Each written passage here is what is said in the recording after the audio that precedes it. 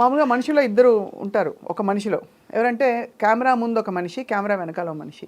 కవిత గారు మాత్రం వెనకాల ఎలా ఉంటారో ముందు కూడా అంత ప్లెయిన్గా ఓపెన్గా ఒక చిన్న పిల్లతో మాట్లాడినట్టే ఉంటుంది మీతో మాట్లాడినప్పుడు. నిజమా? అది మీరు చెప్తున్నారు. నాకు 2 రకాలుగా ఉండడం తెలియదు.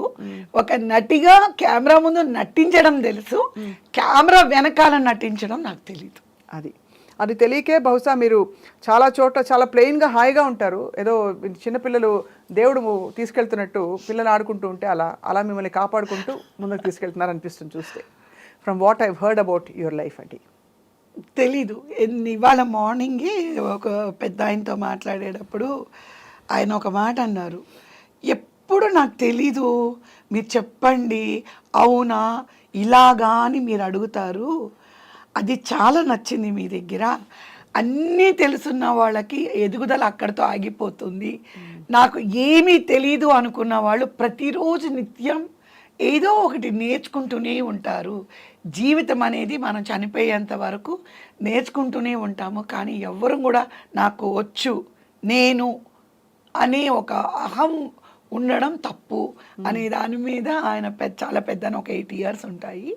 సో మీకు అలా లేదమ్మా, మీ దగ్గర అది చూశాను అంటే, లేదండి నేను ప్రతి క్షణం నేను మా పిల్లల దగ్గర నుంచి కానివ్వండి, మా పని వాళ్ళ దగ్గర నుంచి కానివ్వండి, నేను వర్క్ చేసే చోట నా జూనియర్స్ దగ్గర కూడా నేను ఎన్నో నేర్చుకున్నాను, నేర్చుకుంటూనే ఉన్నాను.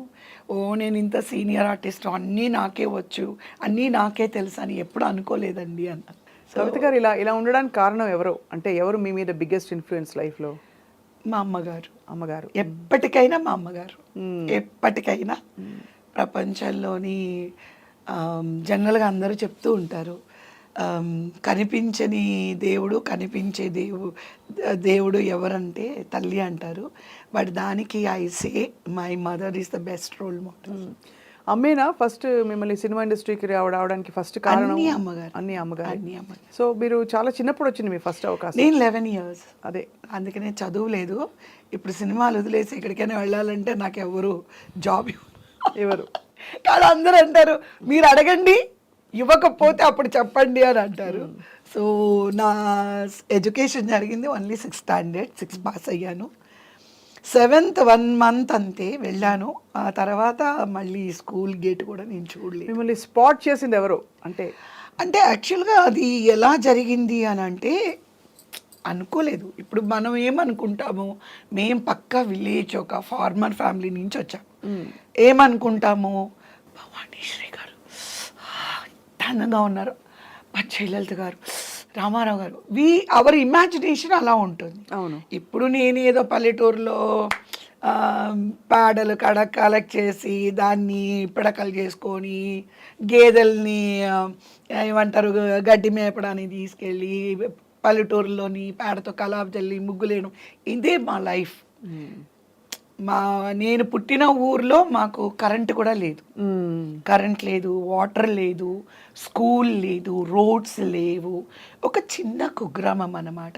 అలాగా మా పేరెంట్స్ ఏంటంటే, మనం ఎవరం చదువుకోలేదు, నాన్నగారు అమ్మగారు చదువుకోలేదు, ఓన్లీ పెద్ద బాల శిక్ష. మన పిల్లల్ని చదివిద్దాము అని చెప్పి మమ్మల్ని హైదరాబాద్ తీసుకొచ్చారు. హైదరాబాద్ తీసుకొచ్చి టైం బాగోపోతే అన్నీ అలాగే ఉంటాయి. హైదరాబాద్కి వచ్చాము. ఎమర్జెన్సీ ఇందిరాగాంధీ గారు అనౌన్స్ చేశారు. ఓహో. మళ్ళీ దిక్కు తోచలేదు. సో మా కాంపౌండ్ చిక్కడపల్లిలో ఉండేవాళ్ళం. మా కాంపౌండ్లో ఉన్నవాళ్ళు, అప్పుడు నేను మాతపాటి హనుమంతరావు గర్ల్స్ స్కూల్లో జాయిన్ చేశారు. కాంపౌండ్లో ఉన్న వాళ్ళందరూ ఆంజనేయులు, మనం చెన్నై వలస వెళ్ళిపోదామని చెప్పి ఒక 10 families ఇది ప్రిజనర్స్ని పంపిస్తారు చూడండి. అంటే ట్రైన్లో ఒక ప్లాట్ఫామ్ లాగే ఉంటుంది అంతే. దాంట్లో మీ బట్టలు మూట మాత్రం పెట్టుకొని, వాళ్ళు గూడ్స్ బండి అనమాట అది. వి వెంట అరౌండ్ 18 days ట్రావెల్ చేశాం. నవ్వకండి, నేను ఏం చెప్తున్నానండి, అసలు షాకింగ్. 18 days వి ట్రావెల్. వాడు ఎక్కడ ఆప్ చేస్తే వాళ్ళు ఇష్టం 2-3 hours అంటే పాపం మా అమ్మగారని కదా, అక్కడ ఉన్న మేము వెళ్ళిన వాళ్ళందరూ, నాన్నగారు అందరూ మొత్తం ఫ్యామిలీ 10 families. 10 families మీరు ఎక్కి గూడ్స్ బండి ఎక్కి 18 రోజుల పాటు ప్రయాణం చేశారు చెన్నైకి. మద్రాసు అంటారు అప్పుడు.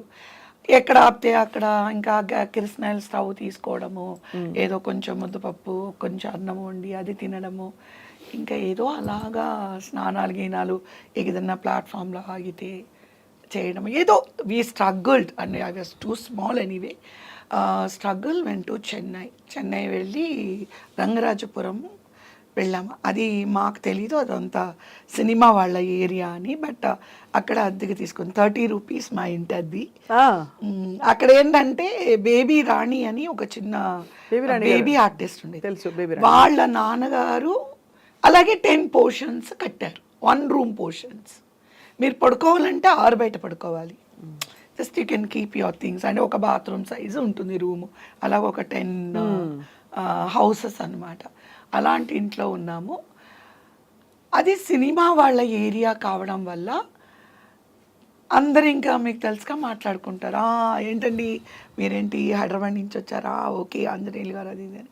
సో పక్కన ప్రొడక్షన్ మేనేజర్స్ వాటెవర్ అందరూ ఉండి ఒకరోజు నన్ను మా నాన్నగారితో ఆయన మాట్లాడుతున్నారు, సడన్గా ఆంజనేయులు నీ కూతురా అని అడిగారు. అప్పుడే గవర్నమెంట్ స్కూల్ శారదా విద్యాలయంలో చదువుకున్నాను. అప్పటికే కొంచెం మామూలు హైట్ అది వచ్చి ఐ వాజ్ అరౌండ్ 10 years. చిన్నపిల్ల అప్పుడు, మరి 6th standard చదువుతున్నాను already. I was in 6th standard. So అంటే యూనిఫామ్ అది ఏమి ఉండదు, ఫుల్గా నూనె రాసుకొని ఇంత పెద్ద జడ కట్టుకొని ఇంకా అస్సలు పక్కా ఎర్రబాసు దిగి అలా ఉంటా కట్టిన నిండా కాటుక ఇంత పెద్ద పొట్టు అలాగనమాట. చూస్తేనే తెలిసిపోతుంది అబ్బా ఏదో ఏ తాడేపల్లి కూడా భీమవరం నుంచి వచ్చింది అని అలాగా. So okay what ever it is, that was our family way of leading life. చూసి అవును మా అమ్మాయే అన్నారు.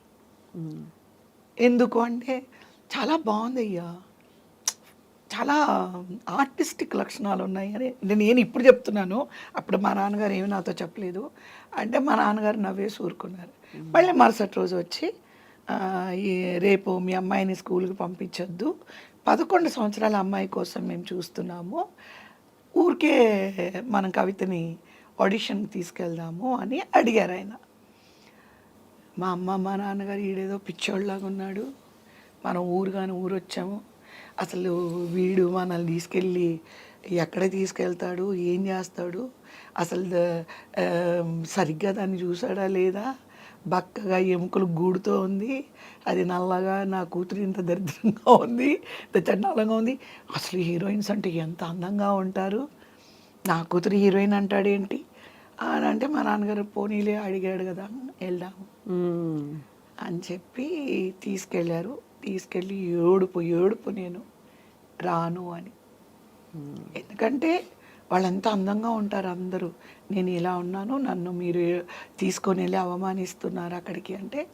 అరౌండ్ 700 to 800 అమ్మాయిలకి ఆడిషన్ జరిగింది వాసు స్టూడియోస్లో. వావ్, చెన్నై 700-800 అమ్మాయిల మధ్య 7 to 800. మీకు అర్థమవుతున్నా ఏం జరుగుతుంది ఆ టైంలో?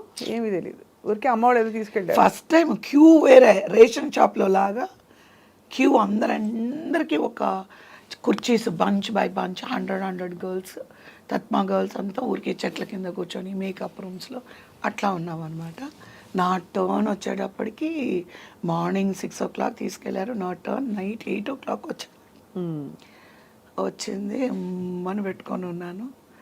డైరెక్టర్ గారు పిలిచి, డైరెక్టర్ శ్రీధర్ మీ అందరికీ తెలిసే ఉంటుంది, మనసే మందిరం, పెళ్లి కానుక, హిందీలో దిల్లేక్ మందిర్, జయలలిత గారిని, హేమమాలిని గారిని, అమితాబ్ బచ్చన్ గారిని, హేమల్ని ఆయన పరిచయం చేసిన ముత్తురామన్, మురళి, అదే కార్తిక్, తర్వాత పద్మప్రియ, కాంచన గారు, వెన్నరాడే మూర్తి, వెన్నరాడే నిర్మల, నేను చెప్పుకుంటూ పోతే ఆయన లిస్ట్ చాలా ఉంది. వాళ్ళందరినీ ఇంట్రడ్యూస్ చేసిన డైరెక్టర్ అనమాట. పిలిచి తమిళ్ తెరీమా అన్నారు, తెలుగా అన్నారు, ఎందుకు ఏడుస్తున్నావు అని అడిగారు. నాకు ఇష్టం లేదు అన్న. నవ్వి సరే అని నాకు ఆడిషన్ తీసి పంపించేశారు. అమ్మయ్యా తప్పించుకున్నామని వచ్చి చూస్తే 4-5 days తర్వాత నేను స్కూల్ నుంచి వస్తే మా ఇంటి బయట అంబాసిడర్ నిలబడి ఉంది. ఆ రోజుల్లో అంబాసిడర్ ఒక ఇంటి ముందు నిలబడిందంటే అదొక పెద్ద విచిత్రం. ఆ రోడ్లో ఉన్న వాళ్ళందరూ కారు చుట్టూ ఉంటారు. అంటే కారు అనేది అప్పట్లో అంత ప్రెస్టీజియస్ ఇష్యూ అనమాట. ఏంటి మన ఇంటికి ఓకే నేను సెలెక్ట్ అవ్వలేదు అని చెప్పడానికి వచ్చారు అనుకున్నా. ఇంటికి వచ్చి చూస్తే నాకు ఒక ఫ్లవర్ బాస్కెట్, స్వీట్స్ అన్నీ తీసుకొని వచ్చారు. ఏంటి అంటే సెలెక్ట్ అయ్యావు. ఎలా ఉంటుంది అసలు? ఆ షాక్లోంచి నాకు తేరుకోవడానికి ఒక 2 days పట్టింది. ఏం చేశారు ఆ ఫోటోషూట్ ఆడిషన్ లాగా ఎలాగా? ఏం లేదు, నన్ను ఏం చేయమన్నారు, ఇటు నుంచి అటు నడమన్నారు, అటు నుంచి ఇటు నడు అన్నారు, స్ట్రైట్గా నడుచుకుంటూ రమ్మన్నారు. ఈ ప్రొఫైల్ ఫోటో, ఈ సైడ్ ఒక ఫోటో, ఈ సైడ్ ఒక ఫోటో, స్ట్రైట్ ఫోటో ఒకటి తీశారు. అంటే వీడియో తీశారు.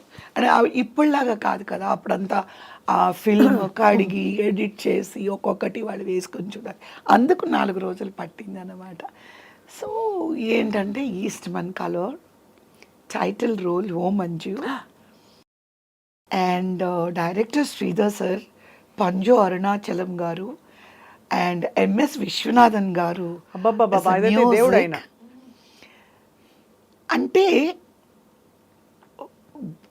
ఒక ఇండస్ట్రీలోనే హేమిల్ లాంటి ఒక గొప్ప టీం మధ్యలో ఒక చిన్న పాప ఉంది అక్కడ. ఏమీ తెలీదు. అండ్ నా కాస్ట్యూమ్స్ శ్రీధర్ గారి వైఫ్ డిజైన్ చేసి స్లిప్పర్స్ దగ్గర నుంచి హెయిర్ క్లిప్ వరకు, ఇయర్ రింగ్స్ నుంచి వాచ్ వరకు యుఎస్ నుంచి వచ్చింది. వావ్, రావడం ఇంత పెద్ద ఆపర్చునిటీ రావడం రేర్ అండి. అప్పుడు యుఎస్ జ్యువెలరీ నాకు పెద్ద, ఇప్పుడు మీకు వాటి విలువ తెలిస్తేనే మీకు తెలుస్తుంది. I was totally like a blank cassette. నాకు లైఫే తెలీదు, కెమెరా తెలీదు, లైట్ తెలీదు, మేకప్ తెలీదు, ఏమీ తెలీదు. ఎవ్రీథింగ్ అంటే నాకు ఒకలాంటి ఒక ఇల్యూషన్ వరల్డ్లో ఉండిపోయాను నేను. ఆ సినిమా రిలీజ్ అవ్వడము నాకు ఎక్కడ కళ్ళల్లో నీళ్ళు వచ్చాయంటే, నేను హైదరాబాద్లో డాక్టర్ బాబు షూటింగ్లో జయలలిత గారు, శోభన్ బాబు గారు ఇక్కడ షూటింగ్ జరిగినప్పుడు మా అమ్మగారు తీసుకెళ్ళారు. అందరూ ఆటోగ్రాఫ్లు తీసుకుంటుంటే నేను కూడా వెళ్ళి నా నోట్బుక్ తీసుకెళ్ళి శోభన్ బాబు గారికి, జయలలిత గారికి ఇచ్చాను.